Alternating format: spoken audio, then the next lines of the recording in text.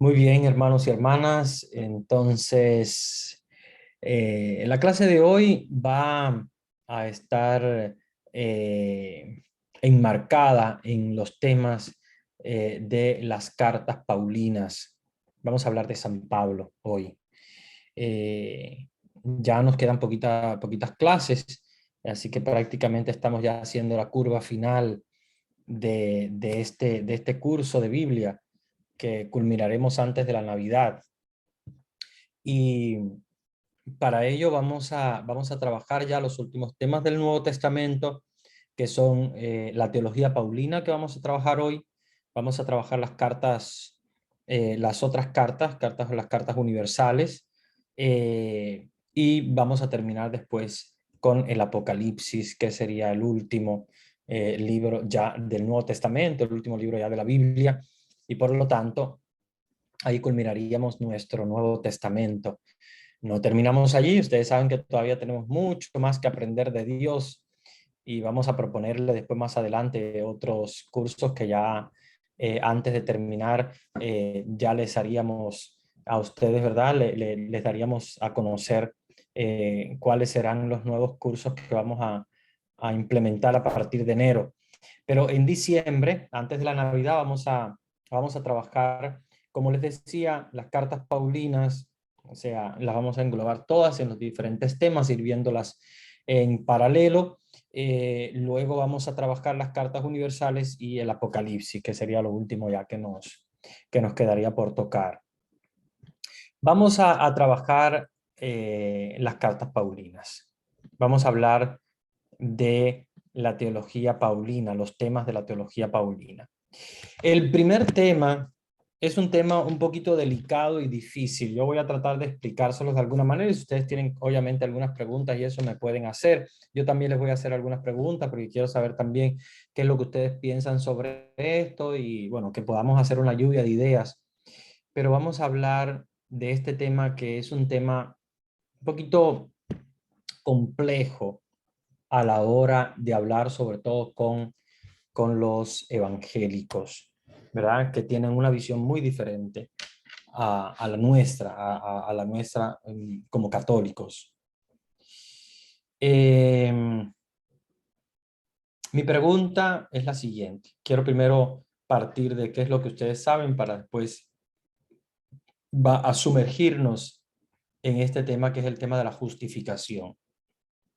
El tema de la justificación por la fe, justificación por las obras. Hay una visión eh, que dice que nosotros somos justificados por la fe, lo que quiere decir que nosotros, cuando se habla de justificación, quiere decir salvación, ¿verdad? Somos justificados, quiere decir somos salvados, salvados por la fe. ¿Por qué?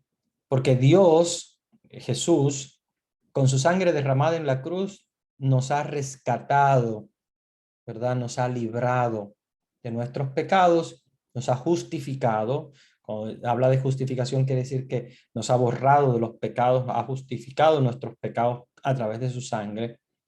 Y por la fe en Él, por la fe que tenemos en Jesús, nosotros somos justificados, o sea, somos salvados. Esa es una visión. Otra visión, un poquito diversa, es que nosotros somos justificados por las obras. O sea, que sí, la fe, pero no basta la fe, sino que también hay que hacer obras. Y obras se refiere a obras buenas. En otras palabras, hay unos que creen que simplemente por creer en Dios, Jesús nos justifica, Jesús es el que nos salva y nosotros no podemos absolutamente salvarnos porque nuestras obras no pueden salvarnos y por lo tanto solamente nos vamos a salvar por la fe porque es Jesús el que nos salva, nos justifica y por lo tanto nuestras obras no tienen ningún peso alguno. Sin embargo, hay otra visión donde dice, sí, si tú crees solamente en Dios, por la fe, simplemente no te vas a salvar, sino que te vas a salvar también por las obras, porque se requiere que tú hagas obras buenas, ¿no? Que tengas que habrás obras de caridad, que te comportes bien, o sea, que te alejes del pecado, te comportes bien, porque de esa manera tus obras te van a ayudar a justificarte.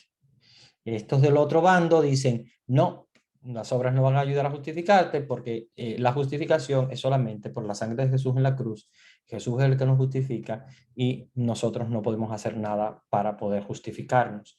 Y los otros contestan, sí, pero es que la fe sin obras es muerta y por lo tanto eh, no podemos justificarnos solamente por la fe, sino que también tenemos que demostrarlo a través de las obras. Es una discusión que es como una, como digamos, como en italiano dicen que es como un perro que se muerde la cola, ¿verdad? Un perro que se muerde la cola, saben que es algo que es interminable porque va buscando su cola y así mismo se va moviendo. Eh, em, y esa discusión es un poquito fuerte a veces, ¿no? La justificación por las obras o justificación por la fe. Mi pregunta para ustedes, ¿qué creen? ¿Nos justificamos por la fe solamente porque Dios nos ha justificado, porque Él es el que tiene el poder, porque Él es el que puede justificarnos y nuestras obras no van a hacer nada en lo absoluto, porque nuestras obras no son capaces de justificarnos, solamente la sangre de Jesús en la cruz? O tenemos también que alcanzar la justificación a través de nuestras obras, porque la fe sin obras es muerta. Abro los micrófonos y quiero escuchar sus comentarios.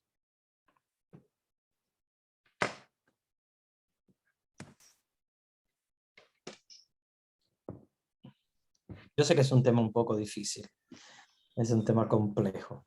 Buenas noches. Buenas noches. Rudy de Guatemala. Yo creo que solo la fe, como dice Santiago, no vale, pues porque él mismo dice, con mis obras yo te demuestro mi fe. O sea, si nosotros no tenemos fe, no tenemos obras, aunque digamos que creemos que tenemos fe, pero lo ideal o lo más importante es de que a través de las obras, que hagamos las buenas obras, vamos a demostrar nuestra fe, que creemos cuando hacemos algo bueno, pues estamos demostrando que tenemos fe. Pero no solamente, como dice Santiago, solo obras, sino creemos. O sea, las dos cosas tienen que fortalecerse en sí mismas. Muy bien, gracias por tu aporte. ¿Alguien más? No podemos... Soy Wilman de Ecuador. Yo creo que las dos cosas van de la mano.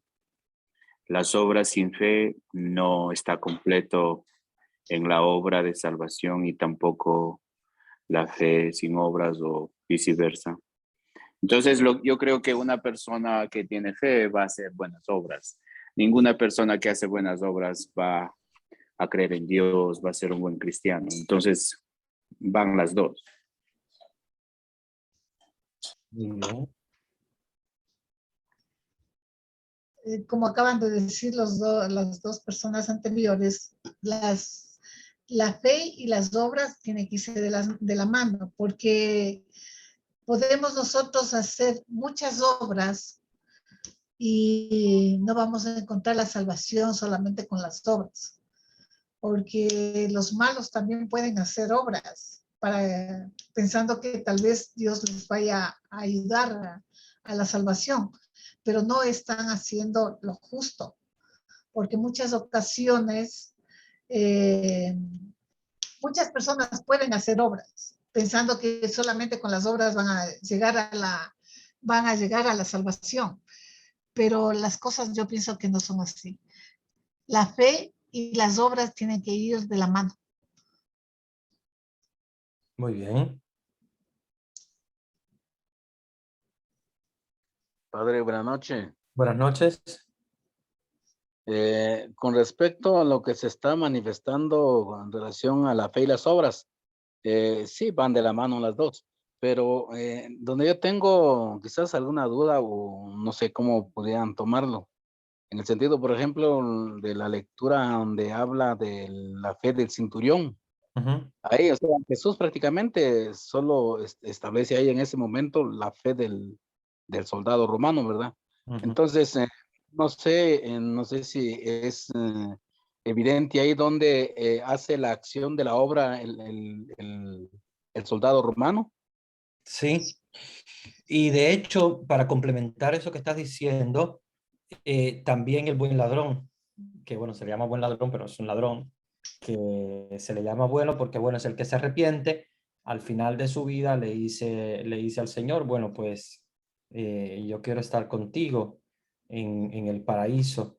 Y Jesús perdona sus pecados, le da la salvación, dice, te aseguro que hoy mismo estarás conmigo en el paraíso, y allí no hay acto absolutamente de obra, solamente de fe.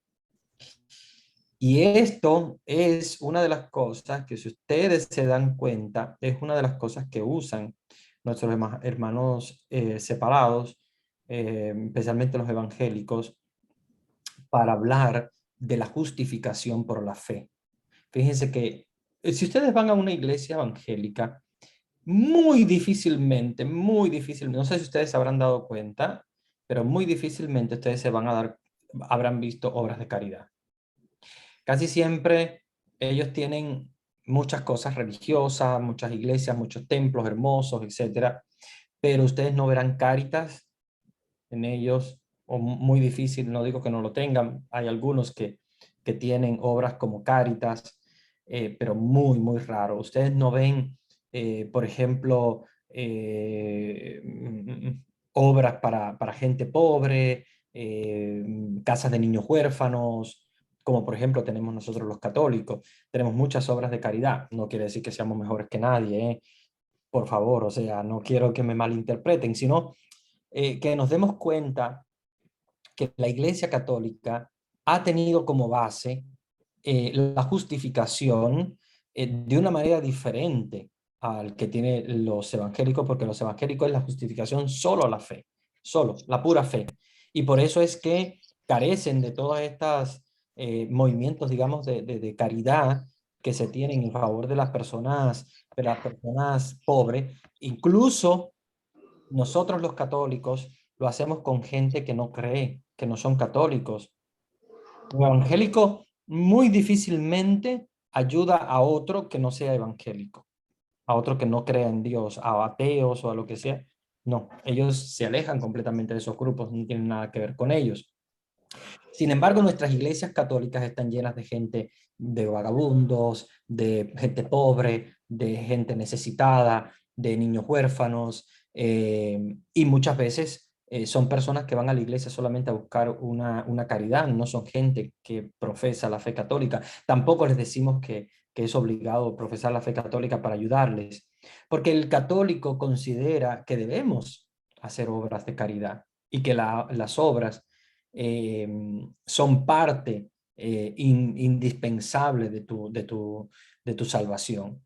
Ahora, cuando vamos a estos ejemplos, ¿verdad? Que el hermano decía y que obviamente los evangélicos también dicen, el centurión, el buen ladrón, que no hicieron ninguna obra buena, sino que al contrario, fueron gente malvada, sin embargo, Jesús los salvó. Tenemos que partir de que la salvación viene de Jesús. La salvación viene totalmente de Jesús. O sea, nadie va a comprar su salvación por sí mismo. Por más bueno que sea, nadie va a comprar su salvación por sí mismo. Eso lo tenemos que tener claro. La salvación nos viene por Jesús, ha sido comprada por Jesús en la cruz, la sangre derramada por Jesús ha comprado la salvación para todos. Pero, y ahí donde está el pero, sí, si hay alguien que se arrepiente al final de su vida y acepta a Jesús como su Salvador, Jesús lo salva, pues sí, sí va directo al cielo como el buen ladrón, va directo al cielo. ¿Por qué? Porque Jesús es el que salva. Nadie está salvando a nadie, ni el buen ladrón se está salvando a sí mismo, nadie. Es Jesús el que salva, pero Jesús mismo nos recomienda las obras.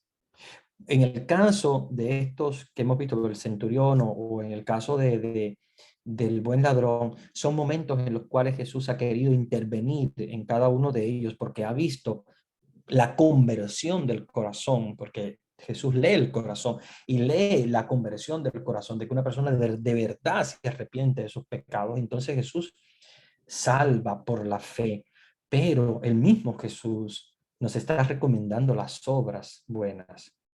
Jesús mismo nos está diciendo, no todo el que dice Señor, Señor entrará en el reino de los cielos. Fíjense, si fuera solo por la fe, Jesús no diría eso, y Jesús lo dijo. No todo el que dice Señor, Señor entrará en el reino de los cielos, sino el que hace la voluntad de mi Padre. O sea, Jesús mismo nos está diciendo, fíjate que no es solamente con decir Señor, Señor y tener fe ya, no. Igual Santiago cuando dice la fe sin obras es muerta, nos está diciendo que la fe va acompañada de las obras. Entonces aquí viene mi explicación. Fíjense, la fe solita, sin obras, no es fe, es muerta. O sea, es como Señor, Señor, pero no entrarás en el reino de los cielos. ¿Por qué? Porque no hay algo visible que se note que tú tienes fe. En el caso del buen ladrón, por ejemplo, es diferente. ¿Por qué? Porque estaba en la cruz, estaba muriendo. Jesús sí sabía lo que esta persona podría hacer si hubiese seguido viva. Entonces por eso es que lo salva. Porque lee el interior del corazón, sabe que en el interior del corazón estaba haciendo una conversión y entonces esa conversión provoca obras, pero él no pudo hacer las obras porque estaba muriendo, estaba agonizando en la cruz, él también. Y en el caso del centurión pasa lo mismo. Obviamente, en el momento en el cual el centurión reconoce a Jesús como su Salvador y en el momento en el cual Jesús lo salva, en ese momento cambia su corazón. Hay un cambio, pero ese cambio de ese corazón tiene que verse, tiene que notarse, porque si no es muerto eso. O sea, para que no sea muerto como una hoja seca, tiene que traducirse en obras de bien, en obras de misericordia, en obras cristianas. Entonces es por eso que la iglesia siempre propone, no te vas a salvar por tus obras, tú no te vas a salvar por tus obras, no, tú te vas a salvar por la fe en Jesús, pero las obras son la traducción a través de signos de que tú tienes fe, porque si no es una fe muerta. Si tú me dices, sí, yo creo en Dios y Jesús me ha salvado, pero después tus obras son diferentes, no, entonces tú no, tu fe es muerta, tú no tienes fe en realidad y tu fe no te va a salvar porque no es fe lo que tienes, es probablemente ilusión, es, no sé, probablemente una imagen mental, pero no es verdadera fe. La verdadera fe se traduce a través de obras y las obras tienen que ser claras, ¿verdad? Las obras tienen que ser claras. Las obras tienen que verse. ¿Para qué? Para que realmente se pueda descubrir que detrás de esas obras hay fe. Entonces, es importante que nosotros entendamos la importancia de las obras. Los cristianos católicos decimos no solo la fe y las obras, porque la fe sin obras es muerta. Ahora, si ustedes me preguntarán, padre, ¿y qué pasa con aquellas personas que tienen obras muy buenas, que son muy caritativos, no creen en Dios? No creen en Dios. Porque tal vez son ateos, porque tal vez nunca se han encontrado con el mensaje de Dios, pero son gente buena, son gente que realmente hace el bien, son como, hay algunos que ustedes me dirán, yo conozco algunos que son mejores que los cristianos, y es verdad, yo también los conozco. Conozco gente que no son cristianas, que son mejores que cualquier cristiano, son capaces de dar la vida por otras personas, son capaces de ayudar, hacen obras de caridad. ¿Qué pasa con ellos?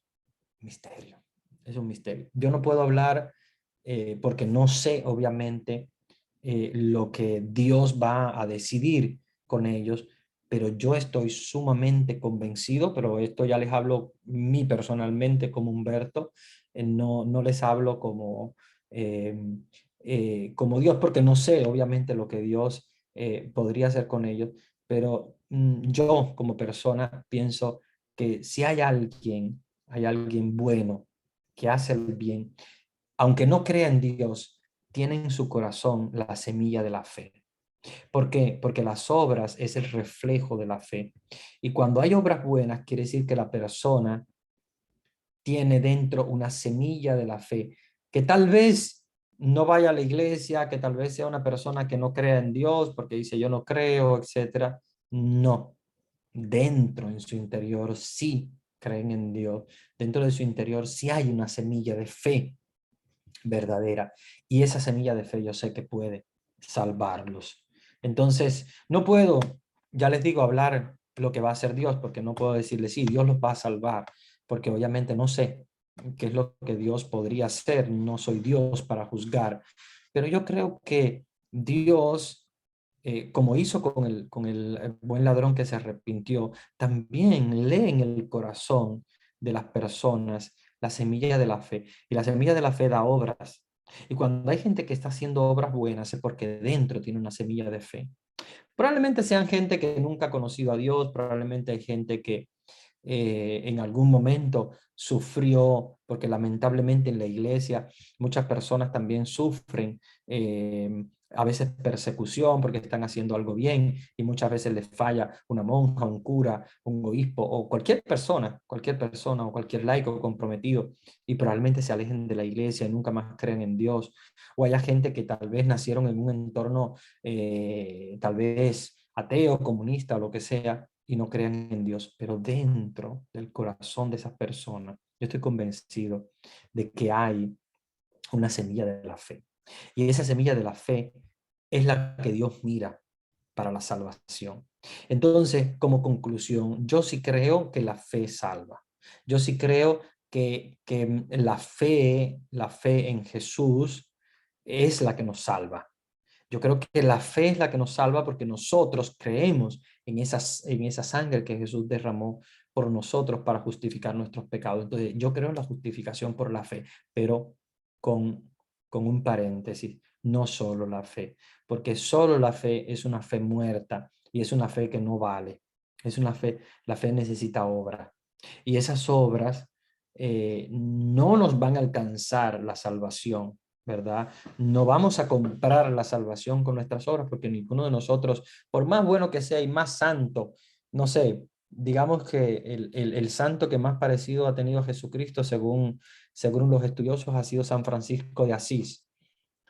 Aunque sea San Francisco de Asís, el más santo de todos, no puede alcanzar la santidad ni alcanzar la salvación por sus obras. Por más santo que haya sido, por más bueno. ¿Por qué? Porque la salvación viene de Jesús y viene de su sangre. Entonces todos ellos han salvado por Jesús, por la fe en Jesús, por la sangre de Jesús. Pero la fe que ellos tienen se ha manifestado a través de las obras. Entonces, si tú tienes fe, tienes que manifestarla a través de las obras. Yo no puedo decir, ah, sí, Señor, Señor, y ver templos de lujo, como muchas veces tenemos templos evangélicos en pueblos muchas veces pobres, templos evangélicos hermosos, llenos de una cantidad de cosas que muchas veces las personas que viven allí no pueden tener y no tienes ni siquiera, aunque sea un proyecto o algo de caridad para los pobres, al menos que recojas ropa para dar a las personas que no tienen para vestir, que al menos tú no tengas un desayuno para las personas pobres, que no tengas al menos una Cáritas o algo eh, que pueda manifestar que tú realmente tienes fe, porque si no, ¿qué tipo de fe tú tienes si no se manifiesta a través de las obras? Entonces, yo quería comenzar con esto. Yo sé que es siempre una discusión un poco difícil porque no es fácil, sobre todo con los hermanos evangélicos. Ustedes saben que ellos es solo Jesús salva y solo el poder de Jesús. Sí, pero, pero es importante que nuestras obras, que nuestra fe no sea muerta, sino que sea a través de obras. Y yo les empecé con este tema, ¿por qué? Porque San Pablo es precisamente el que nos habla más de la justificación por la fe. Pero entendamos que San Pablo no es el único que escribe palabra de Dios. También está la carta de Santiago, como ustedes saben, habla de las obras. Tenemos a Jesús que nos dijo, no todo el que dice Señor, Señor entrará en el reino de los cielos. Entonces tenemos que ver todo esto. Acuérdense que los evangélicos agarran un texto y ya. Y ya con esos textos ellos piensan que tienen ahí agarrado a Dios por las barbas. No, no, no. Un texto no te dice toda la teología. Un texto no te dice todo el pensamiento de Dios. Un texto te dice un punto de vista que tú tienes que englobar en toda la escritura para poder darte cuenta de todo. Entonces, sí que hay textos de la justificación por la fe, sobre todo de San Pablo, pero acuérdense que no podemos ver este texto aislado como si fuese solamente ese texto, la Biblia. No, la Biblia es muy grande y tiene muchos textos, y para poder entenderla tenemos que hacer una exégesis global, ¿verdad? Tenemos que hacer una exégesis global. Acuérdense el joven rico también. Acuérdense el joven rico que obviamente no quiso seguir a Jesús, pero ¿por qué? Por su riqueza. Y precisamente ahí donde está el conflicto entre la fe y las obras. Él podía haber seguido a Jesús y no vender lo que tenía, ¿verdad? No traducirlo en obras, sino simplemente la fe. Jesús, está bien, yo te voy a seguir, perfecto, pero no toques mis bienes materiales. Pero ahí donde entonces no entra en el plan de Dios, no entra en el plan de Jesús. Entonces hay que ver todos esos aspectos que son muy importantes para poder entender la teología cristiana desde un punto de vista global de toda la Biblia y no solo de un texto, ¿verdad? Porque el mismo texto, como les decía, del joven rico, y tenemos también el texto del buen ladrón. Son textos aislados que tenemos que englobarlo en toda la teología del Nuevo Testamento. Miren este texto de San Pablo, busquen Romanos 3:21. Quiero que leamos la carta a los Romanos, el capítulo 3, a partir del versículo 21, que es la justificación por medio de la fe. Y de aquí es donde yo les quería, por eso que comencé con esta diálogo sobre esto, porque quería trabajar este tema con ustedes. San Pablo dice, pero ahora, independientemente de la ley, o sea, de los mandamientos, está diciendo él, independientemente de la ley, la justicia de Dios se ha manifestado, atestiguada por la ley y los profetas.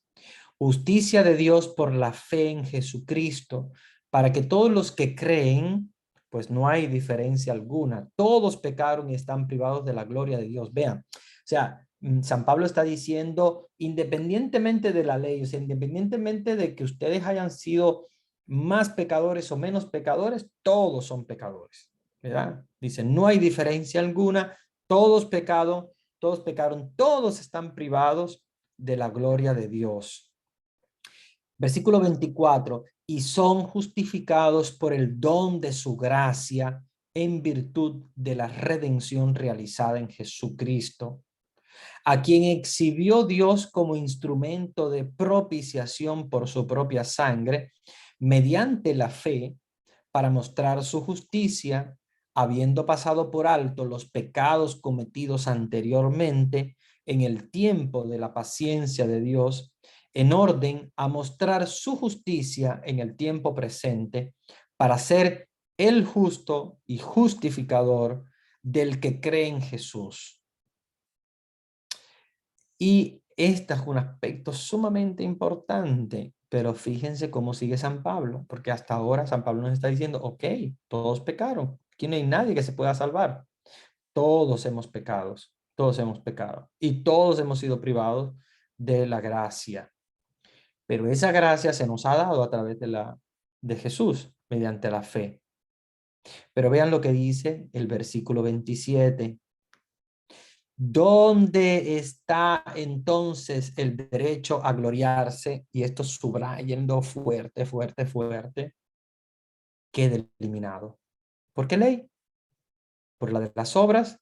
No, por la ley de la fe. Vean, San Pablo sigue martillando que no importan las obras, sino que la fe. ¿verdad?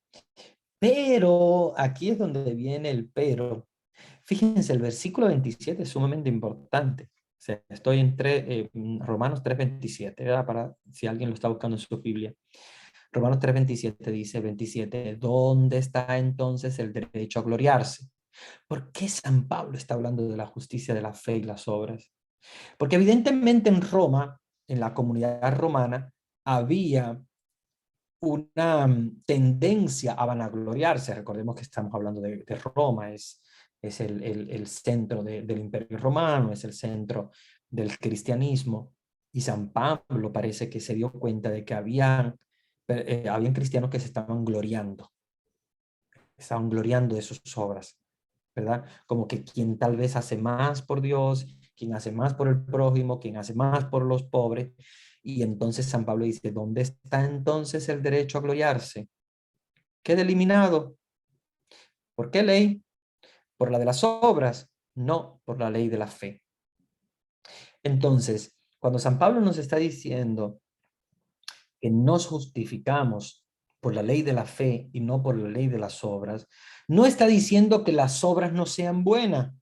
No está diciendo que las obras no sean importantes, solamente que nos está diciendo que no podemos gloriarnos de nuestras obras. Ah, no, porque yo ayudo más al pobre, ah, no, porque yo doy más limosna, o no, porque yo doy más y más.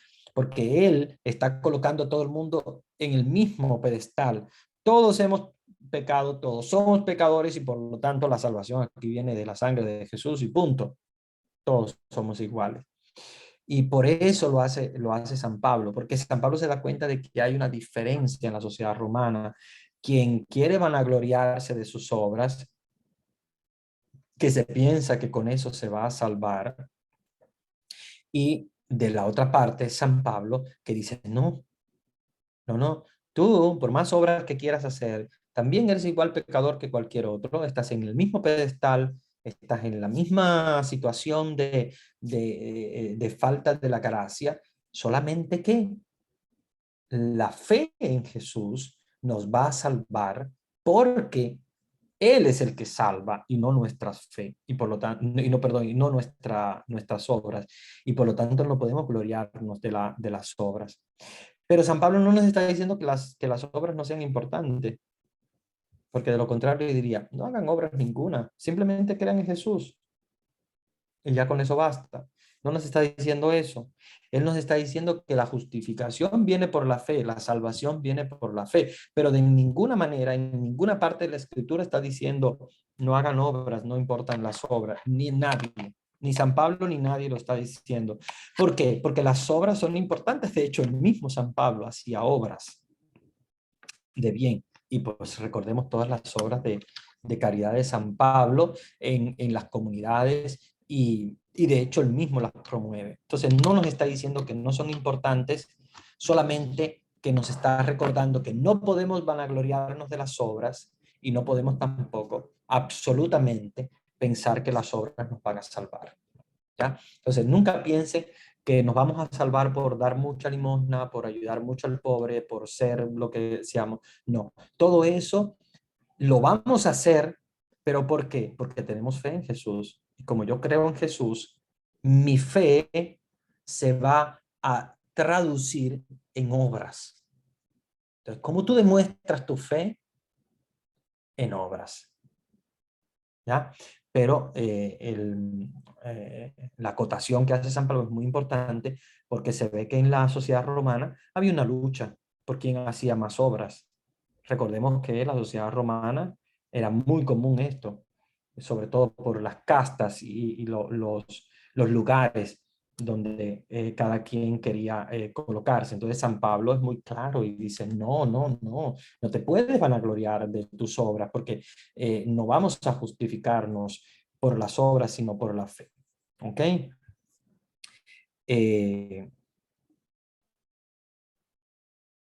Fíjense, después más adelante va a hablar también sobre los judíos y los gentiles, y yo creo que ahí es donde está el aspecto del por qué habla de la justificación de la fe.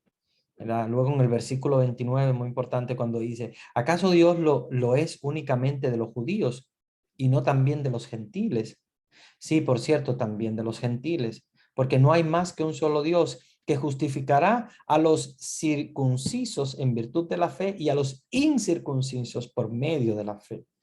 O sea, es una discusión porque acuérdense que al principio los judíos que se habían convertido en cristianos pensaban que ellos se iban a justificar ellos solos porque eran circuncisos, habían participado en la circuncisión. Sin embargo, los gentiles no, porque no eran circuncisos. Entonces, San Pablo es muy claro y San Pablo le dice, no, no, Dios es también de los gentiles y la fe de ustedes es la misma fe de la de los gentiles y esa fe es la que nos va a salvar. Entonces, es muy importante entender el contexto para poder hacer teología, porque si no, de lo contrario, hacemos teología de un texto solamente y hay que hacer la teología de todo el contexto, o sea, de toda la Biblia, no solamente de un pedazo de ella. Por eso es que comencé con ustedes este bonito diálogo sobre la justificación de la fe. Junto con esto viene otro aspecto de la teología de San Pablo, que es muy importante, donde nos dice que Cristo es suficiente. O sea, después de su encuentro con Cristo, Pablo entendió que Jesucristo era suficiente para la salvación, por eso solo Dios basta, solo Jesús basta, y que la obra de Cristo es completamente suficiente y no necesita absolutamente ser suplantada por la observancia de la ley ni con cualquier práctica religiosa, sean judías o paganas, para que entendamos que Dios lo es todo y que Dios es suficiente para nuestra salvación. Si quieren pueden buscar Romanos 3:19 porque aquí también es importante que podamos entender este aspecto. Pero bueno, vamos a empezar en lugar del 19. Yo creo que es importante que empecemos Romanos 3:9. Vamos a empezar desde el versículo 9. Dice, entonces, ¿qué? ¿Llevamos ventaja? De ningún modo. Pues ya demostramos que tanto judíos como griegos están bajo el pecado, como dice la Escritura. No hay quien sea justo, ni siquiera uno solo. No hay un sensato. No hay quien busque a Dios. Todos se desviaron.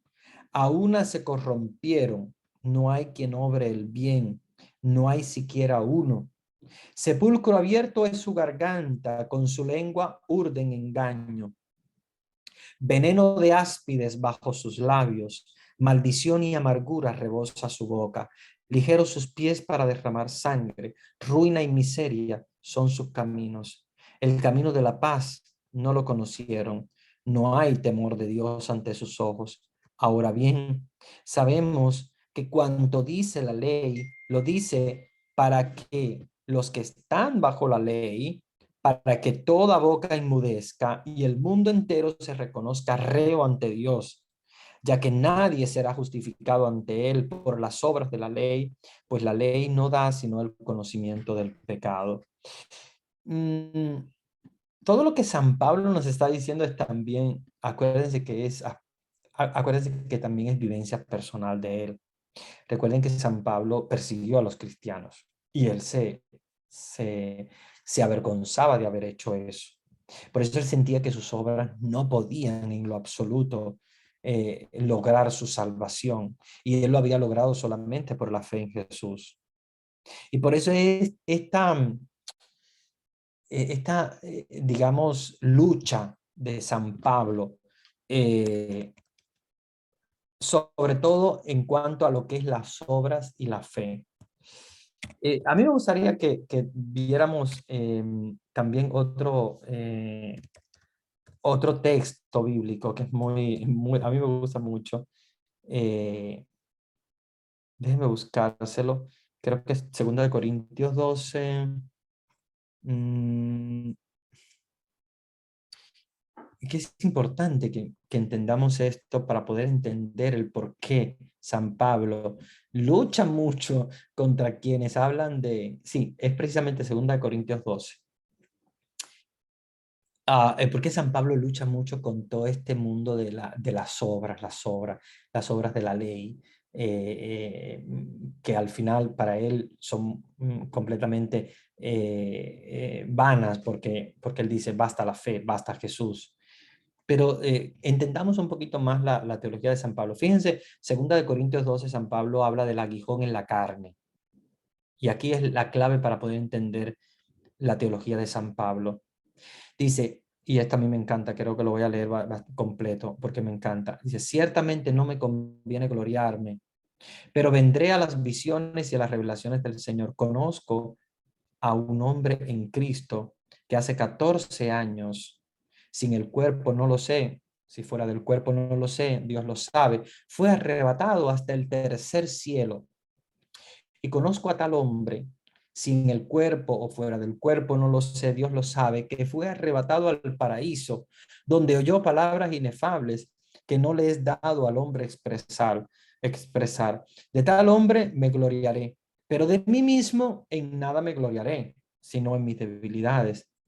O sea, aquí nosotros podemos entender por qué San Pablo nos está hablando en contra de las obras, no porque no quiera las obras, no porque él no esté de acuerdo con las obras, sino que nos está diciendo esto porque precisamente es él el que siente el aguijón en la carne, porque él ha perseguido a los cristianos y él siente el pecado, que él vivió en el pecado y él mismo siente ese aguijón en la carne, del cual habla en 2 Corintios 12.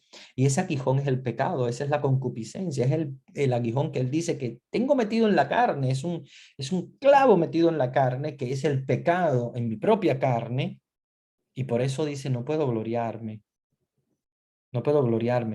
en mí mismo. Y 2 Corintios 12:5, el versículo 5 dice, de tal manera yo me gloriaré, pero en cuanto a mí, solo me gloriaré de mis flaquezas, o sea, solo me gloriaré de mi debilidad. Si pretendiera gloriarme, este es versículo 6, si pretendiera gloriarme, no haría el fatuo, diría la verdad, pero me abstengo de ello. No sea que alguien se forme de mí una idea superior a lo que en mí ve u oye de mí. O sea, él no quiere que lo vean como alguien superior, porque él ha experimentado el pecado y él se siente nada, él se siente rebajado. Y por eso, para que no me engría con la sublimidad de esas revelaciones, fue dado un aguijón a mi carne. Oigan, que es el aguijón que tenemos también todos nosotros, la concupiscencia. Un ángel de Satanás que me abofetea para que no me engría. Por este motivo 3 veces rogué al Señor que se alejase de mí, pero él me dijo, mi gracia te basta. Bellísima esta frase de San Pablo. O sea, él se siente poca cosa, se siente débil, se siente que no es digno del Señor y le dice al Señor, aléjate de mí, pero Jesús le dice, te basta mi gracia, que mi fuerza se muestra perfecta en la flaqueza. Por tanto, con sumo gusto seguiré gloriándome de todo en mis flaquezas para que habite en mí la fuerza de Cristo. O sea, San Pablo está diciendo, o sea, yo soy débil, yo soy pecador, pero me glorío de eso. O sea, me alegro de ser débil y de ser pecador porque en ese pecado, en esa flaqueza, es donde habita la fuerza de Cristo. Te basta mi gracia, le dice Jesús. O sea, no te hace falta más nada, te falta solo la gracia. Versículo 10, siempre 2 Corintios 12, versículo 10. Por eso me complazco en mis flaquezas, en las injurias, en las necesidades, en las persecuciones y las angustias sufridas por Cristo. Pues cuando estoy débil, entonces soy fuerte. Ven, si soy débil, si me muestro pecador, si me doy cuenta de mi pecado y de mi debilidad, entonces soy fuerte. ¿Por qué? Porque habita en mí la fuerza de Cristo. Ahora, si yo me glorío y pienso que soy muy importante y que las obras mías son lo mejor y que yo no soy pecador y que yo soy un santo, entonces ¿dónde está la fuerza de Cristo? No habita en mí. ¿Por qué? Porque estoy manifestando una fortaleza que es completamente vana, que es completamente falsa. Entonces, por eso San Pablo entendió que él tiene que gloriarse, pero gloriarse de su debilidad. O sea, gloriarse de su flaqueza. ¿Para qué? Para poder ser fuerte. Si tú te haces débil, entonces eres fuerte. Así nos debe pasar a nosotros en nuestra vida diaria. Cuando a veces nosotros queremos tomar control de nuestra vida, cuando a veces pensamos que tenemos todo bajo control y en realidad no lo es. Tenemos que gloriarnos de las flaquezas, tenemos que gloriarnos de las debilidades, porque ahí es donde habita la fuerza de Cristo. Cuando Cristo ve que eres débil, entonces Él viene con fortaleza. Pero si Cristo ve que tú te manifiestas como fuerte, pues dice, ya no hace falta que yo vaya. No hace falta la intervención de Dios, si tú te crees Dios. Sin embargo, San Pablo no, San Pablo se hace débil, se hace eh, mm, notar su flaqueza, su debilidad, para precisamente manifestarse la gracia de Dios.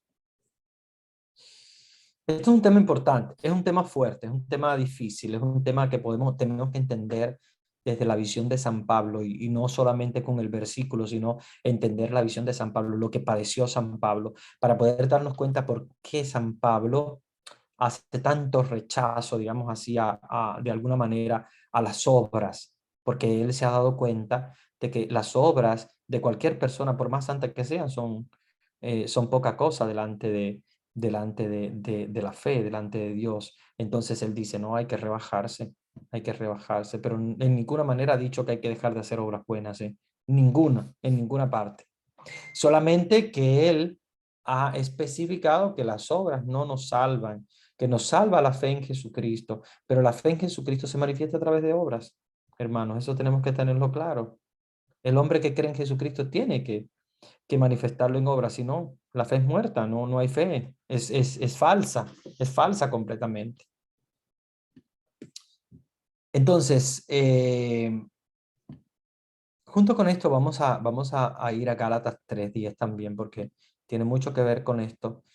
Busquemos en nuestras Biblias la carta de San Pablo a los Gálatas, que es una carta hermosa también. Es cortita, la pueden leer un poquito más corta que la carta a los Romanos y a los Corintios, que es un poquito más amplia. La Gálatas es más cortita, tiene apenas 6 capítulos. Si desean, la pueden leer completa. Es una hermosa carta. Pero vayamos a lo esencial de Gálatas, que es Gálatas 3:10. Gálatas capítulo 3 y versículo 10. Y vamos a ver lo que nos dice San Pablo acá. Fíjense, porque todos los que viven de las obras de la ley incurren en maldición. Pues dice la Escritura, maldito todo el que no se mantenga en la práctica de todos los preceptos escritos en el libro de la ley. ¿Ah? Dice, todos los que viven de las obras de la ley incurren en maldición. Maldito todo el que no se mantenga en la práctica de todos los preceptos escritos en el libro de la ley. Porque él se da cuenta que obviamente nadie puede absolutamente mantenerse intacto con los preceptos escritos de la ley. Por eso dice malditos todos. ¿Ya? Lo dice la Escritura y él mismo dice que todos somos malditos porque obviamente todos hemos pecado. Versículo 11, y que la ley no justifica a nadie ante Dios es cosa evidente, pues el justo vivirá por la fe. Pero la ley no procede de la fe, sino que quien practique sus preceptos vivirá por ellos. Cristo nos rescató de la maldición de la ley, haciéndose él mismo maldición por nosotros, pues dice la Escritura, maldito todo el que está colgado de un madero. O sea, él mismo dice, pero si Jesús mismo se convirtió en un maldito, porque la misma Escritura dice, maldito todo el que está colgado de un madero. Pero ¿por qué Jesús lo hizo? Porque él quiso compartir esa maldición para poder entonces darnos su bendición. Versículo 14, a fin de que llegara a los gentiles en Cristo Jesús la bendición de Abraham y por la fe recibiéramos el espíritu de la promesa. Hermanos, voy a explicarme al modo humano, sí, porque San Pablo tiene una teología difícil y a veces se complica tanto que él mismo dice, ahora voy a explicarme de modo humano. Dice el versículo 15, voy a explicarme al modo humano. Aún entre los hombres nadie anula si añade nada a un testamento hecho en regla. Pues bien, las promesas fueron dirigidas a Abraham y a su descendencia. No dice y a los descendientes como si fueran muchos, sino a uno solo, a tu descendencia, o sea, a Cristo. Y digo yo, un testamento ya hecho por Dios en debida forma no puede ser anulado por la ley, que llega 430 años más tarde, de tal modo que la promesa quede anulada. Pues si la herencia dependiera de la ley, ya no procedería de la promesa, y sin embargo, Dios otorgó a Abraham su favor en forma de promesa. O sea, en otras palabras, lo que nos está explicando San Pablo es que la justificación no nos viene dada por la ley, sino que nos viene dada precisamente porque Cristo, que a pesar de que Él mismo se convirtió en uno de nosotros y compartió la maldición de colgar de una cruz, nos otorga esa bendición. Una bendición que ya había sido otorgada a Abraham, a Moisés, y que venía obviamente por la ley. Acuérdense que los judíos, su justificación es solamente la ley, ahí no hay más nada, es puros mandamientos y puras reglas y normas que tienen los judíos. Sin embargo, él quiere cambiar esa mentalidad judía, que era una mentalidad muy fuerte en la época, pero San Pablo quiere romper ese criterio, esa mentalidad basada en el legalismo, en la fe, perdón, en el legalismo, en la ley, que el mismo Jesús lo sufrió, porque había que lavarse las manos antes de comer, porque había que quitarse la sandalia en tal momento, porque no se podía curar en sábado, toda una serie de legalismo que Jesús mismo se enfrentó difícilmente contra los judíos, es lo que está haciendo San Pablo en el momento actual, escribiendo estas cartas. Él está afrontando un tema difícil para el judío que había estado acostumbrado toda la vida a justificarse a través de la ley y los preceptos. Sin embargo, ahora viene una visión muy diferente, que es la justificación por la fe. Pero no porque los preceptos no sean importantes, ojo con esto, que es lo que van los evangélicos van al otro extremo, al extremo de simplemente la fe y por lo tanto no importan tus obras. No, pues obviamente las obras son importantes, aunque la salvación venga por Jesús y por la fe, mis obras son el reflejo de la fe en Dios.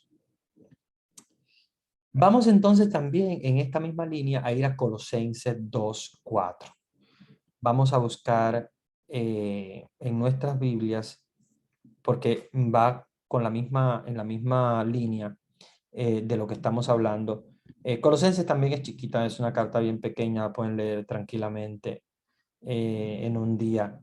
Tiene 4 capítulos. Vamos a ir a Colosenses capítulo 2.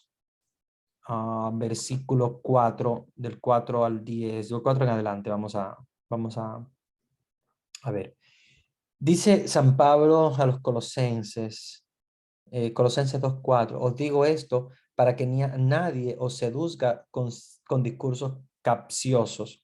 Pues si bien estoy corporalmente ausente, en espíritu me hallo con vosotros, alegrándome de ver vuestra armonía y la firmeza de vuestra fe en Cristo. Vivid pues según Cristo Jesús el Señor, tal como lo habéis recibido, enraizados y edificados en él, apoyados en la fe, tal como se os enseñó, rebosando en acción de gracias. O sea, San Pablo nos está dando la importancia de vivir en la fe en Dios, en la fe de la firmeza en Cristo. Pues de tal manera habéis recibido al Señor Jesucristo, andad en él, arraigados y sobreedificados en él y confirmados en la fe, así como habéis sido enseñados, abundando en acciones de gracias. Miren que nadie les engañe por medio de filosofías y huecas sutilezas basadas en las tradiciones de los hombres, conforme a los elementos del mundo y no según Cristo, porque en él habita corporalmente toda la plenitud de la divinidad y vosotros estáis completos en él, que es la cabeza de todo principado y potestad. O sea, San Pablo nos está dando la importancia de la fe y yo creo que es algo que debemos entender como teología paulina y como teología también de la iglesia, la importancia de la justificación por la fe, perdón, sin olvidar que obviamente también las obras forman parte de esa fe, que no es simplemente, que la fe en Jesús no es simplemente yo creo, o sea, simplemente mental, no es mental, también se traduce en obras y se traduce en hechos, esa fe que nosotros tenemos en Jesús, porque si no sería una fe vana, sería una fe falsa.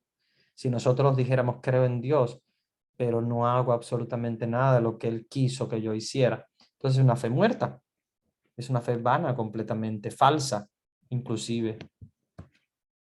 Otro tema de San Pablo importante es la cruz, ¿verdad? Acuérdense que San Pablo toca mucho el tema de la cruz como triunfo de Dios, pero también como salvación de la humanidad.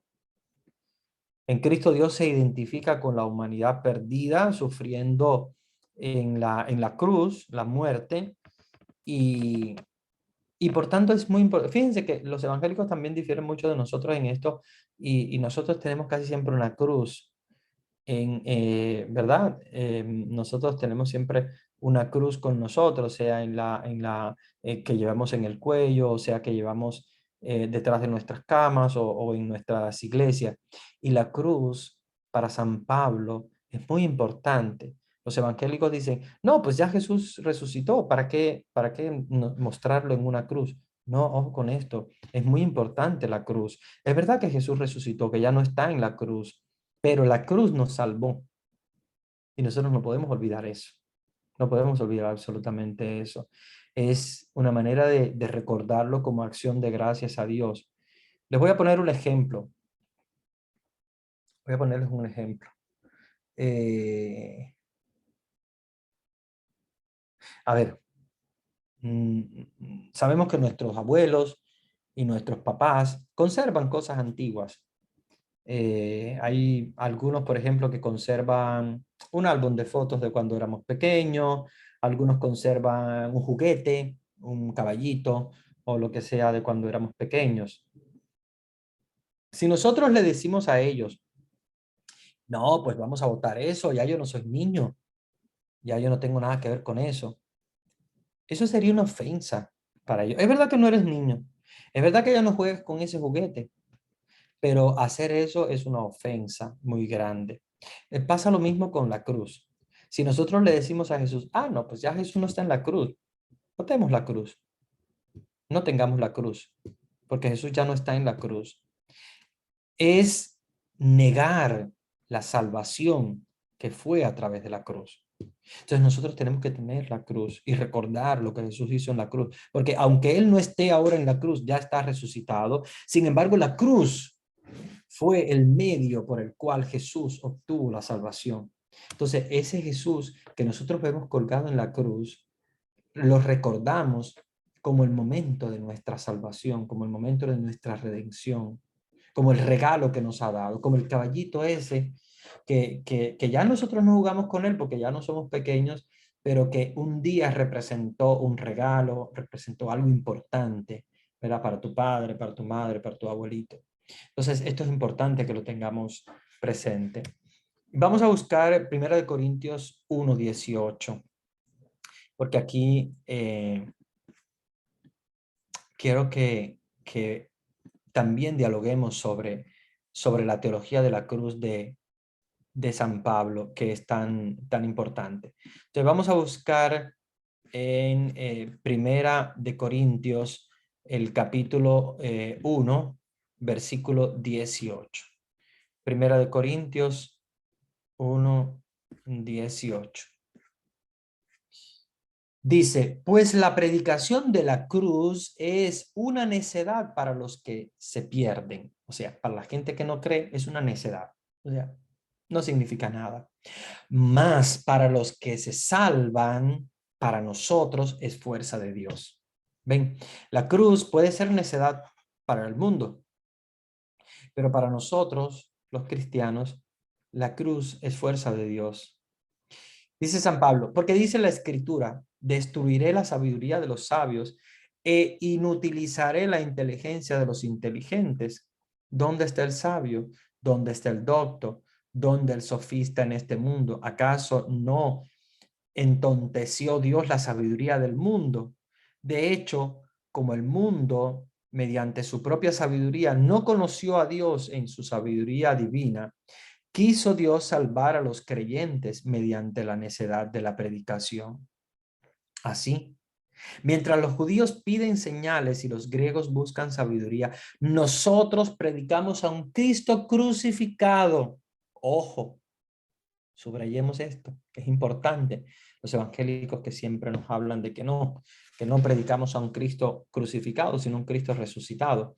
Versículo 23 dice, nosotros predicamos a un Cristo crucificado, escándalo para los judíos, necedad para los gentiles, más para los llamados, lo mismo judíos que griegos, un Cristo, fuerza de Dios y sabiduría de Dios, porque la necedad divina es más sabia que la sabiduría de los hombres, y la debilidad humana más fuerte que la fuerza de los hombres. Mirad, hermanos, ¿quiénes habéis sido llamados? No hay muchos sabios según la carne, ni muchos poderosos, ni muchos de la nobleza. Ha escogido Dios más bien lo necio del mundo para confundir a los sabios, y ha escogido Dios lo débil del mundo para confundir lo fuerte. Es importante que entendamos que dentro de la teología paulina hay una teología sobre la cruz muy, muy importante. Y obviamente forma parte de su predicación. San Pablo predica un Cristo crucificado, aunque obviamente todos sabemos que él hablaba del Cristo resucitado, Jesús, el que ustedes conocen, que fue crucificado, resucitó entre los muertos y está sentado a la derecha del Padre. Él predica un Cristo resucitado, pero sin dejar de predicar a un Cristo crucificado. Porque la predicación del Cristo crucificado para San Pablo es muy importante, porque San Pablo sí conoce muy bien la teología de la cruz. San Pablo conoce muy bien la importancia que tiene la cruz en la predicación, porque la cruz nos ha dado la salvación. Vamos entonces de allí a ver también otro tema importante de San Pablo es la comunidad. Hay gente que dice yo creo en Dios, pero no voy a la iglesia, o yo creo en Dios, pero en mi casa yo solo. Aquí es donde San Pablo nos dice, no, la fe no es para vivirla individualmente, la fe es para vivirla en comunidad. Y la primera comunidad de creyentes es precisamente la familia, es la primera comunidad. Y obviamente con ella la iglesia, pero en comunidad, no solos. Vamos a ver la teología de San Pablo, que es muy interesante sobre la comunidad igual, la comunidad entre iguales. La iglesia es una comunidad donde todos los creyentes son iguales, las divisiones sociales basadas en los criterios sociales, porque obviamente hay diferentes sociales, no entran dentro de la teología paulina de la iglesia. O sea, para San Pablo, la comunidad es igualdad. La comunidad es igualdad. Y si ustedes se dan cuenta, busquemos Gálatas 3:25, ¿no? Donde San Pablo nos dice, Gálatas 3:25 dice, pero ahora que ha venido la fe, ya no estamos bajo un guía, porque todos somos hijos de Dios por la fe en Cristo Jesús. Pues todos los que hemos sido bautizados en Cristo, de Cristo hemos sido revestidos. Ya no hay judío, ni griego, ni esclavo, ni libre. No hay hombre ni mujer, porque todos somos uno en Cristo. O sea, nos está diciendo, no hay diferencia. De que si tú porque eres hombre, o tú porque eres mujer, o tú porque eres negro, porque tú porque eres esclavo, o tú porque eres libre, o tú porque eres judío. No. San Pablo nos está diciendo no.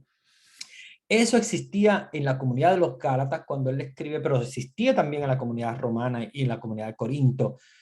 Y esto es una, digamos, una un aspecto muy negativo de las primeras comunidades cristianas y de las comunidades actuales, obviamente, las diferencias. Una de las cosas que yo me di cuenta y cuando yo era apenas un jovencito, estaba en la iglesia y me daba cuenta que lamentablemente las personas eran reconocidas por cómo vestían. Y una persona que vestía muy bien se suponía que tenía un rango, tenía dinero, tenía estatus y era considerado más que una persona tal vez que vestía de modo humilde. Y esto lamentablemente es algo que se ha venido repitiendo, no solamente en la época de San Pablo, sino también en la época actual. Esa diferencia de clases entre las personas, una diferencia que Dios no hace, que Dios no quiere, que Dios no busca. Para Dios es absurdo esa diferencia.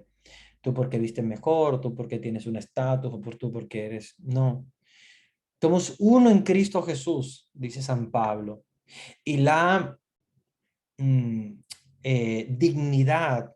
del cristiano tiene que ser la misma en cualquier situación donde nos encontremos. Entonces es importante que nosotros entendamos que a pesar de que muchas veces en nuestras comunidades hay diferencias de clase o hay diferencias de modo de tratar a la gente, nosotros no podemos caer en ese juego. Nosotros cristianos tenemos que entender que todos delante de Cristo somos uno, desde el Papa hasta el último. ¿Por qué? Porque todos hemos sido justificados por Jesucristo y hemos sido hechos uno en Jesús, uno, como si fuera una sola persona, de igual manera todos juntos. Y si sois de Cristo, ciertamente descendientes de Abraham sois y herederos según la promesa, dice Gálatas 3, 25, 29. Pero vayamos a 1 Corintios 11, 17. 1 Corintios 11, 17 dice, al anunciaros esto que sigue, no les alabo porque no os congregáis para lo mejor, sino para lo peor. En primer lugar, cuando os reunís como iglesia, oigo que hay entre ustedes divisiones. Y en parte lo creo, dice San Pablo.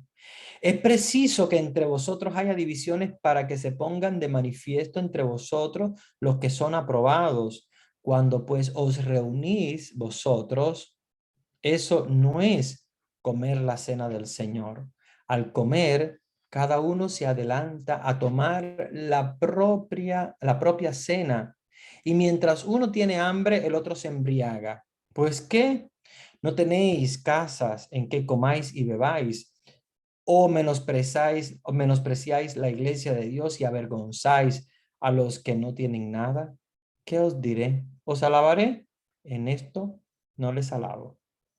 Fíjense qué interesante, porque él escribe a los corintios por las divisiones que hay entre ellos y porque van a la cena, muchos de ellos, a comer y a beber. Acuérdense que no era como la iglesia ahora, que la comunión es la hostia bien chiquita y bueno, muchas veces está intinta en el vino, pero en aquella época no, se comía pan, mucho, pan consagrado, pero se comía y se bebía bastante vino también, porque era la sangre de Cristo, pero se bebía en grandes cantidades. Entonces San Pablo está diciendo, no, no les alabo por eso que están haciendo, está mal hecho, no está bien que vengan a la iglesia a manifestar, ¿verdad?, cosas que son del mundo, como por ejemplo aprovecharse de la cena del Señor o también establecer diferencias entre ustedes. Y aquí es donde está la teología de la comunidad de San Pablo. La teología de la comunidad para San Pablo es una comunidad unida, es una comunidad donde no hay divisiones, es una comunidad donde todos se ayudan y cada quien aporta, ¿verdad?, lo mejor de sí, ¿verdad? Recordemos lo de que la iglesia está dividida en diferentes miembros y cada miembro tiene su lugar importante. Vamos a pasar ahora del tema de la comunidad en San Pablo al tema de la ética, que es otro tema muy importante. San Pablo presenta una ética muy importante para los creyentes. Acuérdense que San Pablo en esto es muy fuerte en cuanto a la ética. Y uno de los textos es 1 Corintios 2:14. San Pablo dice: pero el hombre natural no percibe las cosas que son del Espíritu de Dios. Acuérdense, hombre natural, o sea, carnal, no percibe las cosas que son del Espíritu. Y aquí es donde viene la dualidad que San Pablo trabaja mucho en sus cartas, sobre la dualidad de espíritu y cuerpo, o materia y espíritu. Dice San Pablo: porque para él son locura y no las puede entender porque se han de discernir espiritualmente. En cambio, el hombre espiritual juzga todas las cosas sin que él sea juzgado por nadie. ¿Quién conoció la mente del Señor? ¿Quién lo instruirá? Pues bien, nosotros tenemos la mente de Cristo. O sea, San Pablo nos está diciendo, somos seres humanos, tenemos la carne, podemos pensar como hombres naturales, pero nosotros tenemos la mente de Cristo y debemos pensar como hombres de espíritu, como hombres en el espíritu. Otro texto es Romanos 12, capítulo 12, versículos del 1 en adelante. Por lo tanto, hermanos, les ruego por las misericordias de Dios que presentéis vuestros cuerpos como sacrificio vivo, santo, agradable a Dios, que es vuestro verdadero culto. Fíjense, si San Pablo no le interesaran las obras, San Pablo no diría de presentar cuerpos vivos y santos, agradables a Dios.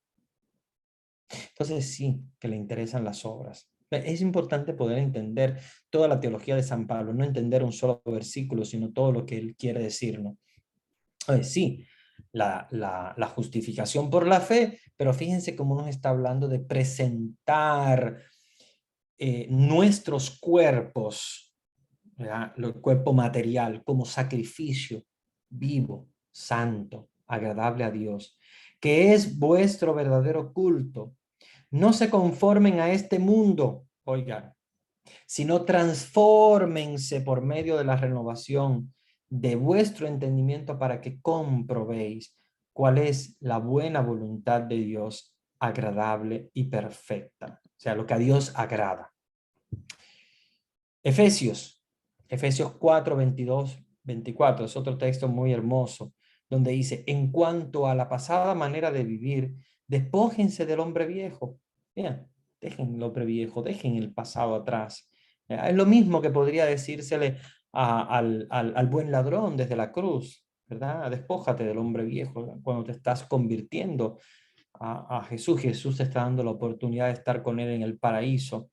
Entonces no le está diciendo que no son importantes las obras, sí son importantes, pero desde el momento de la conversión en adelante hay que despojarse de ese hombre viejo, que dice San Pablo que está corrompido por los deseos engañosos. Renuévense en el espíritu, en su mente, vístense del hombre nuevo, creado según Dios en la justicia y la santidad de la verdad. Entonces San Pablo nos está hablando de la importancia de ese morir del hombre viejo para que renazca el hombre nuevo en Cristo Jesús. Colosenses 3:5. Vayamos a Colosenses capítulo 3, versículo 5. Haced morir pues lo terrenal en vosotros: fornicación, impureza, pasiones desordenadas, malos deseos y avaricia, que es idolatría. Por estas cosas, la ira de Dios viene sobre los hijos de desobediencia, en las cuales vosotros también anduvisteis en otro tiempo cuando vivíais en ella. Pero ahora, dejad también vosotros todas estas cosas: ira, enojo, malicia, blasfemia, palabras deshonestas de vuestra boca. No mintáis los unos a los otros, habiéndoos despojado del viejo hombre con sus hechos y revestidos del nuevo. Conforme a la imagen del que lo creó, se va renovando hasta el conocimiento pleno, donde no hay griego ni judío, circuncisión ni circuncisión, bárbaro ni extranjero, esclavo ni libre, sino que Cristo es el todo y en todos. Vestidos pues como escogidos de Dios, santos y amados, de entrañable misericordia, de bondad, de humildad, de mansedumbre, de paciencia. Sopórtense los unos a otros. Vean qué aspecto importante de la comunidad nos está diciendo, ¿verdad? De soportarnos los unos a los otros y perdonaos unos a otros si alguno tiene queja contra otro. De la manera que Cristo les perdonó, así también hacedlo vosotros. Sobre todo vestidos del amor, que es el vínculo perfecto. Y la paz de Dios gobierne en sus corazones, al que asimismo fuisteis llamado en un solo cuerpo, y sean agradecidos. Y el otro tema importante de San Pablo es el Espíritu Santo, ¿no? Este tema de San Pablo es un tema muy bonito también, es un tema importante, es el tema del Espíritu Santo.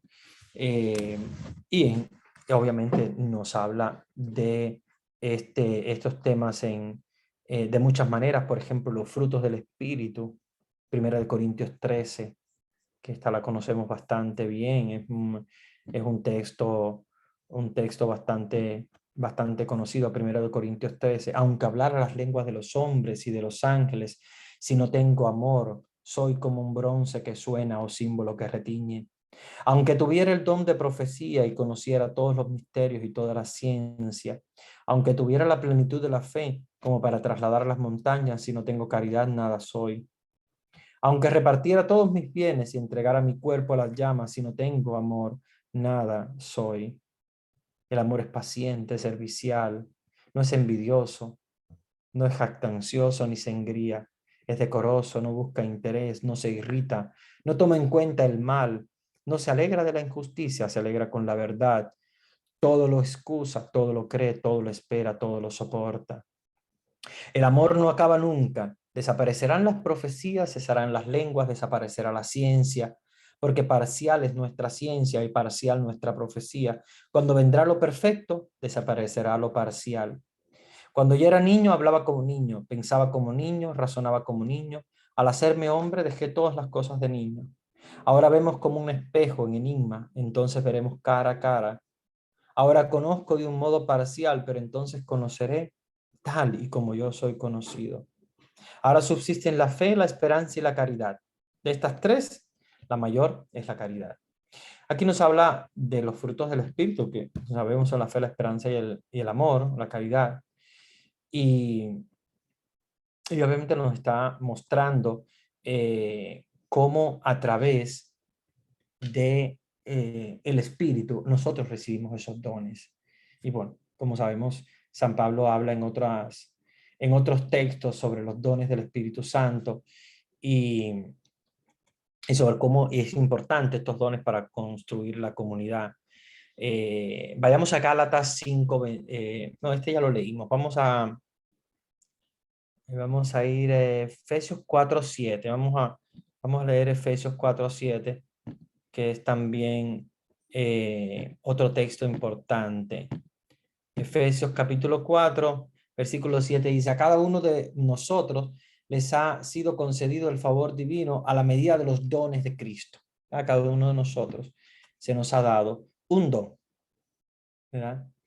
Y dependiendo de ese don, ya que es un don de Cristo, nosotros debemos hacer fructificar esos dones para el servicio de la comunidad. Bueno, he hablado mucho. Creo que hoy he hablado mucho, pero es porque quería trabajar todos estos temas de San Pablo, que son sumamente importantes. Es la teología paulina, digamos un poco resumida, hay muchos más temas, y de estos temas también hay mucho tela por donde cortar, pero yo quería resumirlos porque luego después tenemos que hablar de las cartas universales. Pero quiero dejar este tiempo que tenemos nosotros ahora, un pesito cortito ya que nos queda, para que podamos conversar y aclarar alguna duda o algo que tengamos presente. Bueno, en el chat hay algunos comentarios, nos dicen, creo que la fe debe estar acompañada de las obras, 100%, yo estoy de acuerdo con eso. Creo que las obras sin fe son completamente muertas. Siempre digo que la fe es lo más importante porque obviamente de ahí parte todo y obviamente la fe en Jesús es la que nos salva. Pero esa fe tiene que ir acompañada de obras, sino de lo contrario es una fe muerta, es una fe falsa. Hay que saber practicar para seguir aumentando la fe, ¿de acuerdo? Hay otro comentario, creo que es precisamente lo que los no católicos nos critican, que rezamos mucho, pero a veces no damos ejemplo. Sí, lamentablemente también hay muchos que nos critican porque no hacemos obras de fe, pero yo creo que dentro de toda la comunidad de cristianos, los católicos somos un poco los que más obras de caridad hacemos. Si nosotros nos volteamos a nuestro alrededor, vamos a ver Cáritas y movimientos a favor de pobres, de desvalidos o emigrantes o en todas partes del mundo, la Iglesia Católica, mucho más que cualquier otra iglesia. Pero nos falta hacer más como iglesia y como individuos, cada quien, no solamente esperar que lo haga una monja o que lo haga un cura o que lo haga un grupo eclesial, sino que todos tenemos que tener siempre esa idea de que nuestra fe tiene que traducirse en obras. Igual está el ejemplo de la mujer que sufría de hemorragia, que con solo tocar el manto a Jesús, la fe la sanó. Claro, obviamente la fe la sanó, pero esa sanación, ese hombre nuevo que se construye, recordemos que debe ser resplandecido por las obras del hombre nuevo del cual habla mucho San Pablo. No sé si alguien quería, creo que hay algún... Sí, ¿Sí? padre, buenas noches. No Buenas sé si me he perdido la explicación, ¿Sí? pero quisiera preguntarle acerca de la hostia, por ejemplo. ¿Desde ¿Sí? cuándo ha sido el cambio del pan por la hostia? Pues una excelente pregunta tuya. No hay un cuándo. Hay prácticamente una modalidad que la iglesia comenzó a realizar, pero es más un problema de, ¿cómo diríamos?, de organización, más que doctrinal. Doctrinal no ha cambiado nada. No ha Ya, cambiado nada. Es pan sin levadura desde siempre, solo que la iglesia a medida que fue creciendo, y no hay un momento determinado, sino que poco a poco en la medida que fue creciendo, la iglesia se dio cuenta de que ese pan sin levadura, que podía ser mucho para una comunidad pequeña de 12, 13, 15, 50 personas, para 1000 personas ya no era lo mismo. Entonces tuvo que reducir las porciones y obviamente es lo mismo, el pan sin levadura es la hostia, es lo mismo, solo que la hostia es un pedacito de ese pan sin levadura, pero es lo mismo. El pan que usaban al inicio con la Eucaristía era un pan sin levadura, solo que era un pan, digamos, más grande, partido, se partía, pero desde el punto de vista de organización se perdía mucho, porque incluso las migajas, acuérdense que las migajas también está Cristo, esto recordémoslo, si tú partes el pan y caen migajas al piso, es también presencia de Cristo. Por eso ponemos la patena, los sacerdotes, para que no caiga esa migaja aunque bueno, en la hostia es más difícil que caiga la migaja, pero antes que se partía el pan, pues sí caían migajas y tal. Entonces, por una cuestión de organización, la iglesia comenzó a reducir poco a poco el tamaño de la porción de la hostia, y por eso, bueno, tenemos la hostia que tenemos hoy, que es pequeña, pero recuérdense que a pesar de que sea pequeñito, una migaja es ya presencia de Cristo. Porque hay gente que dice, pero yo si parto la hostia ya no. O ha ido a un Cristo partido a la mitad. No, es Cristo igual, de las dos maneras, aunque uno parte la hostia a la mitad, o en 4, en 5, etc. Nunca desaparece Jesús de la hostia consagrada, a pesar de que sea pequeño. Siempre que sea visible, hay presencia de Jesús. gracias. Padre, buenas noches. Buenas noches. Buenas noches a todos también.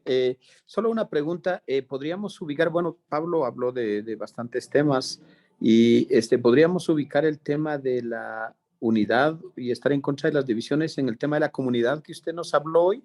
Claro, absolutamente. Ese tema es muy importante de San Pablo, porque de hecho en las primeras comunidades había una división horrible, ¿eh? No había una división muy fuerte, había una división en Roma grandísima, pero había también una división muy grande en Corinto, de hecho también en otras comunidades, porque lamentablemente somos humanos, somos seres humanos y había mucha lucha de poder, había mucha división, incluso de la fe, lo que creían unos, lo que creían los otros. Y esto provocó muchas divisiones en la iglesia. Y, y sí, el tema de la comunidad para San Pablo es muy importante, porque San Pablo nos hace ver que la comunidad es un cuerpo unido, es como el cuerpo de Cristo, de muchos miembros, pero unido. Entonces es importante que lo tengamos presente porque son cosas que se dan también en la actualidad. Lamentablemente en nuestras comunidades también a veces hay divisiones. Y bueno, es normal, como dice San Pablo, que cada quien piense de modo diferente y que hayan diferentes modos de pensar, pero tiene que haber una unidad en Cristo.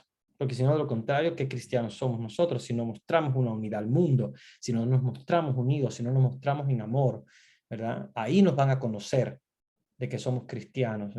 Esto lo diría Juan en su carta, lo vamos a trabajar el próximo miércoles, pero Juan lo dice, ¿verdad? ¿En qué nos van a conocer? Que somos unidos y que estamos unidos y que somos miembros de un mismo cuerpo y que nos amamos los unos a los otros. De eso nos van a conocer, de que somos cristianos, es la manera de testificar a Jesús.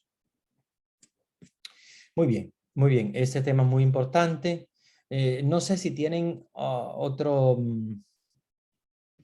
otra pregunta, tema, comentario sobre San Pablo. Yo sé que San Pablo es un poco difícil, la teología paulina. Es sumamente difícil. Está todo el tema de la sexualidad, no lo hablé, pero bueno, también la sexualidad en el tema del matrimonio, por ejemplo, 1 Corintios 7. 1 Corintios 7 es muy importante en cuanto a lo que es la sexualidad en contexto del matrimonio. La sexualidad también desde el punto de vista espiritual, 1 Corintios 6 es también un aspecto importante. Romanos 1:26, 1 Corintios 6:9. Acuérdense que San Pablo, como buen judío, también era en el aspecto de la sexualidad bastante fuerte, ¿no? Con el tema de la sexualidad. Era un judío. Esto también lo tenemos que entender. También está el tema de la espiritualidad, pero bueno, es el tema que un poquito toqué al final con lo del espíritu. Espero haber tocado bastante bien los temas y si no, pues ustedes también pueden darse su lecturita en su casa de estos textos. No sé si alguien más tiene alguna pregunta, algún comentario. Bueno, yo creo que es tiempo para que oremos, para recibir la bendición y prepararnos para la próxima semana. Tenemos la Inmaculada, el 8, precisamente el próximo miércoles, la Inmaculada. Para mí es muy importante, es una de las advocaciones primeras de la Virgen, bueno, a pesar de la Virgen de la Caridad, que es la patrona de Cuba, y para mí es muy importante, pero la Inmaculada, igual que María Auxiliadora, son advocaciones de la Virgen para mí muy importantes y muy hermosas. De hecho, en algunos países la Inmaculada es precepto, o sea, no sé, en los países de ustedes, en muchos países asistir a la misa de la Inmaculada es un precepto. Acuérdense que la iglesia tiene preceptos, o sea, participar todos los domingos en misa y los días de precepto. No nos olvidemos, en muchos países el Navidad es precepto, por ejemplo, aunque caiga un lunes, un martes, un día que caiga es día de precepto, que es de obligación participar en misa. Y hay que averiguar, pues, en cada uno de esos países, uno lo puede averiguar en internet, aparecen. Si van a la página de la conferencia episcopal de sus países o simplemente texteando, por ejemplo, días de precepto en Perú o días de precepto en Guatemala, y aparecen los días de precepto. En muchos lugares el día de la Inmaculada Concepción es fiesta de precepto, o sea, es día de obligación ir a misa. Entonces no se olviden, el próximo miércoles precepto, bueno, esperemos que no coincida con nuestra clase a las 8 de la noche. Hay misas que a veces son incluso en la mañana o en las tardecitas y les da tiempo también a estar en la clase. Pero sí recordemos que es una fiesta muy importante, nos preparamos para la fiesta de la Inmaculada, que es la solemnidad más grande dentro del Adviento. Fíjense que el Adviento no tiene grandes solemnidades. Nosotros tenemos apenas la Inmaculada y los latinoamericanos tenemos la Guadalupe, el 12 de diciembre. Son las dos grandes solemnidades. Después ya no hay más solemnidad porque acuérdense que el Adviento es un tiempo un poquito más reservado, más silencioso, pero sí hay dos grandes solemnidades que son la Inmaculada Concepción de María y bueno, para nosotros los latinoamericanos la Virgen de Guadalupe, para los mexicanos pues patrona de México, pero también es emperatriz de América. Y bueno, no solamente de Latinoamérica, sino de América en general. Para todos, el Papa Juan Pablo II la ha declarado emperatriz de América. Entonces, para nosotros los que pertenecemos a este continente americano, pues es una advocación muy importante. Esas son dos grandes fiestas. Entonces, bueno, pues celebremos la Inmaculada el próximo miércoles por todo lo alto y bueno, ahora vamos a recibir la bendición. Vamos a ponernos en las manos de Dios y yo quiero que en el día de hoy, en esta noche, ustedes piensen en todas las personas que ustedes consideran que necesitan una bendición el día de hoy.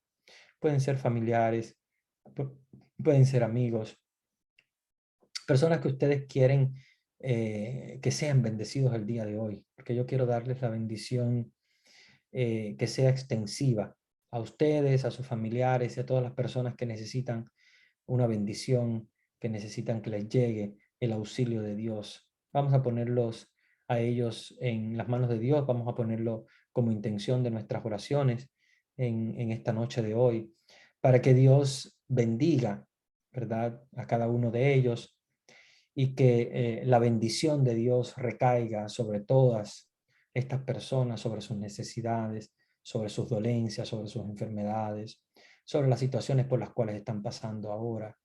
Y que Dios pueda ser esa llave que abre caminos, esa llave que abre puertas para que estas personas puedan ser sanadas, puedan ser salvadas y puedan obtener la gracia que necesitan.